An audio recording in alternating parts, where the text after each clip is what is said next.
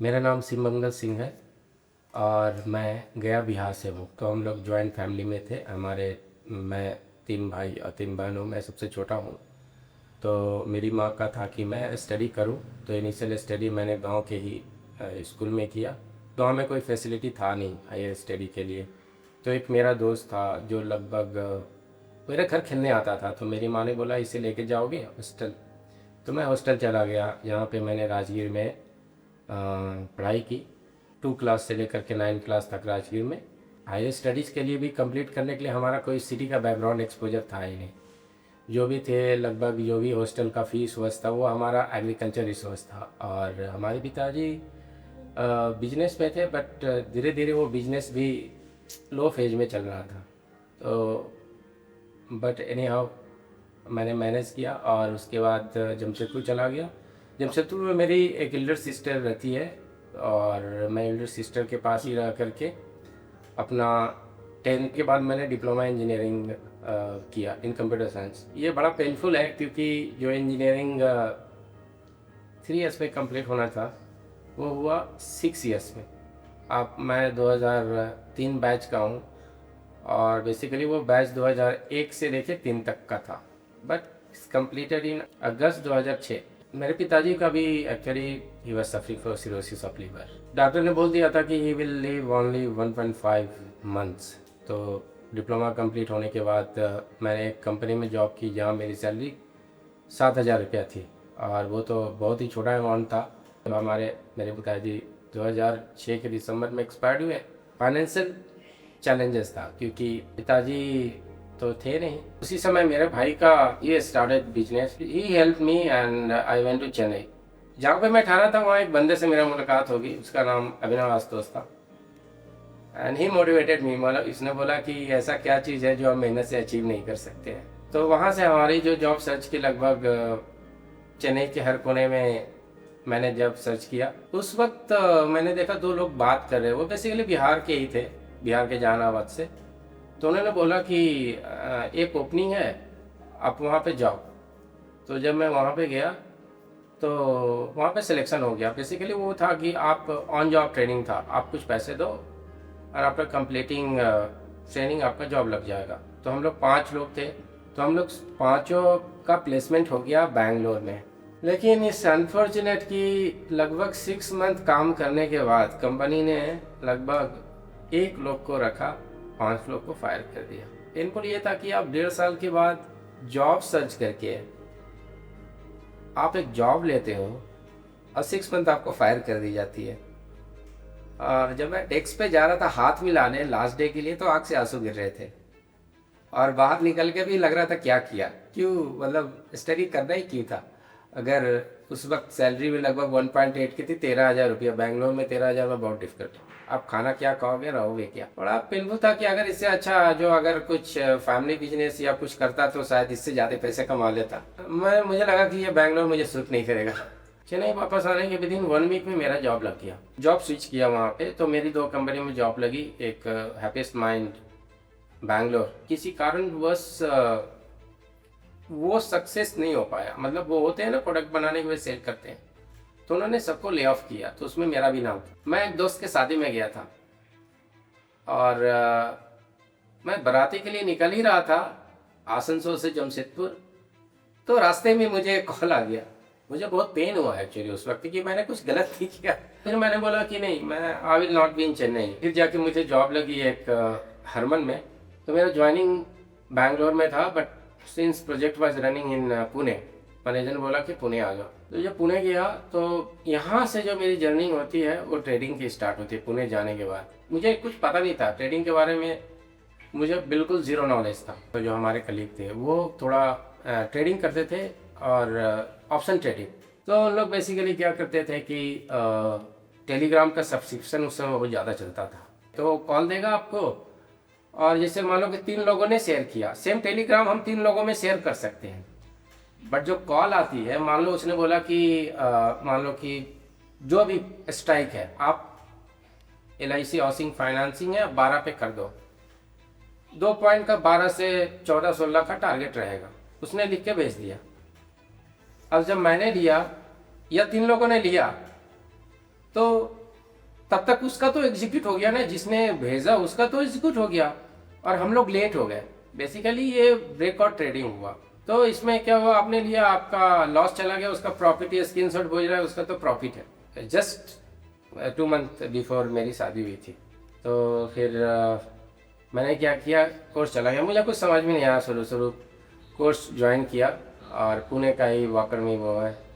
लेकिन जब मैं फादर बनने वाला था तो उसके बाद मेरी वाइफ घर चली गई। तब मैंने लगभग 2019 में कंसंट्रेट किया। चलिए, मेरे पास कोई काम नहीं था, जॉब जाता था, उसके बाद जिसको पढ़ना स्टार्ट करता था और सिर्फ ऑप्शन ही ट्रेडिंग करता था, नो इक्विटी, ऑप्शन ट्रेडिंग।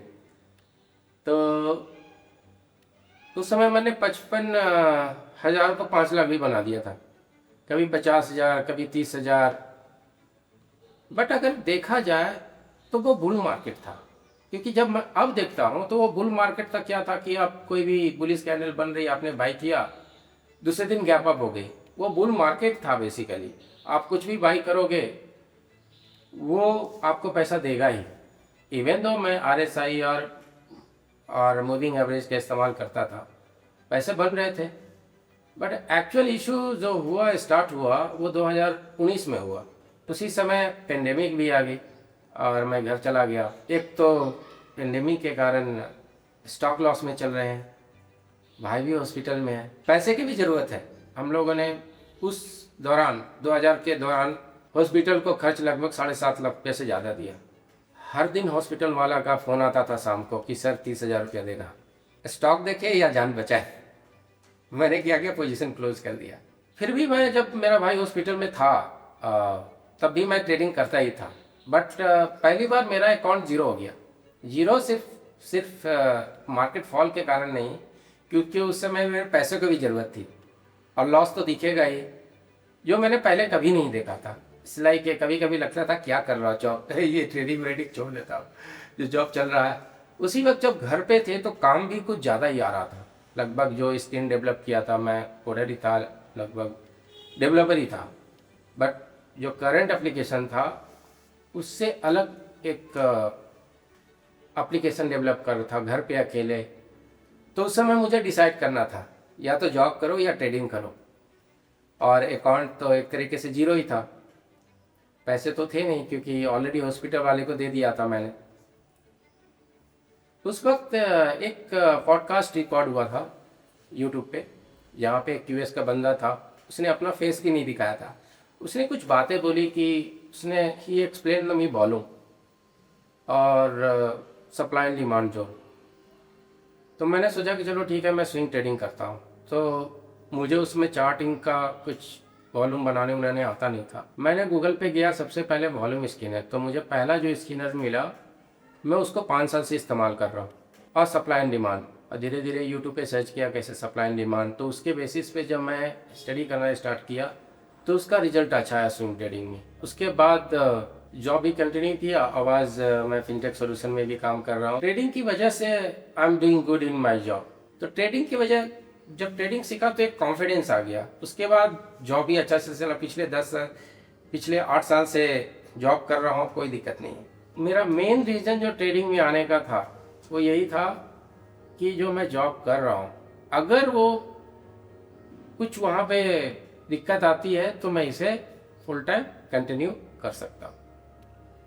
तो यहाँ पे ट्रेडिंग में आना, इसने मेरे जो एक थोड़ा सा कॉन्फिडेंस की कमी था वहाँ पे बूस्टअप हुआ।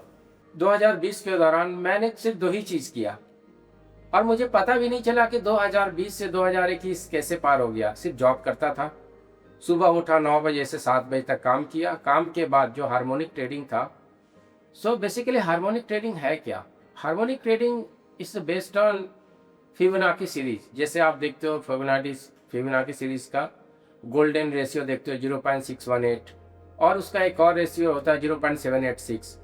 बट आप जब फिबोनाची टूल को आप ड्रॉ करोगे या एक्सटेंशन रिट्रेसमेंट, तो आपको 2 रेशियो नहीं दिखेगी उस टूल में। एक रेशियो है 0.886 और दूसरा रेशियो है 1.13। और ये रेशियो बहुत ही पावरफुल है। जहाँ पे अगर कोई स्टॉक गिर रही है और अगर वो डिमांड जोन के पास भी है तो रिवर्सल की चांसेस जो प्रोबेबिलिटी है वो ज़्यादा हो जाती है। तो मैंने क्या किया, इस चीज़ को पूरा 2020 के दौरान, 20 से लेकर के 23 तक जॉब के अलावा मैं यही प्रैक्टिस करता था। एंड देन आई गॉट अच्छा रिजल्ट आने लगा।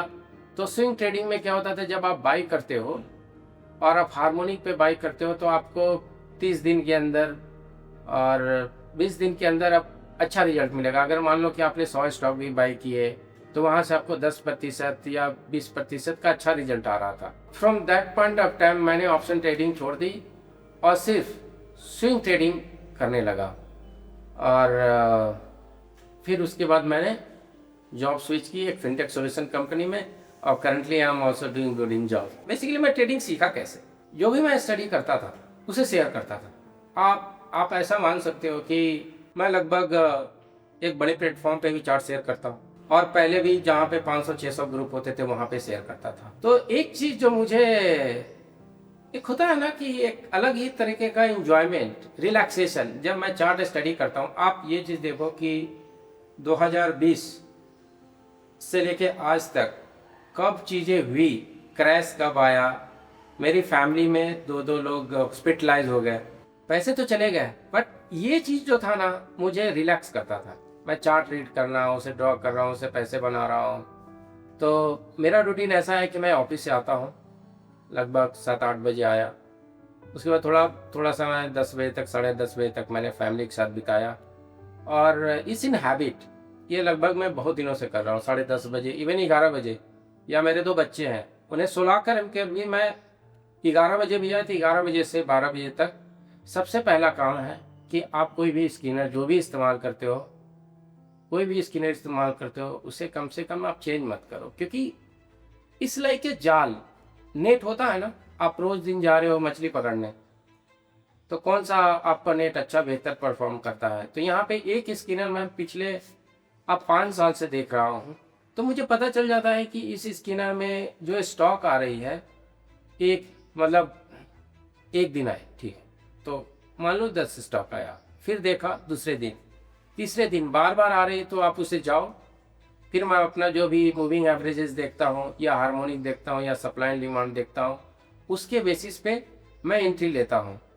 और ये मुझे इतना होता है कि जब मैं, और इसके अलावा जब मैं किसी के साथ इसके बारे में बातें करता हूँ तो मैं खो जाता हूँ।